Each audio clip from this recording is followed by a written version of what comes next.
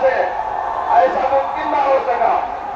میں اس پروگرام کی کامیابی کے لیے دعا گو ہوں اور ان تمام لوگوں کی کاوشوں اور کوششوں کو قدر کی نگاہ سے دیکھتا ہوں جو اس پروگرام کے انعقاد سے پیش ہے. وقت کے تحفظ کی لڑائی ہمارے وجود کی لڑائی ہے اور وقت تمیمی قانون ہمارے مذہب میں براہ راست مداخلت ہے. وقت کو بچانا ہمارا مذہبی فریضہ ہے. مسلمان ہر چیز سمجھوتا کر سکتا ہے لیکن اپنی شریعت میں کسی طرح کی مداخلت برداشت نہیں کر سکتا. وقت ہمارا مذہبی اور شرعی مسئلہ ہے. اس پر علماء امت کا اجماع اور تمام مسلمانوں کا اتحاد ہے.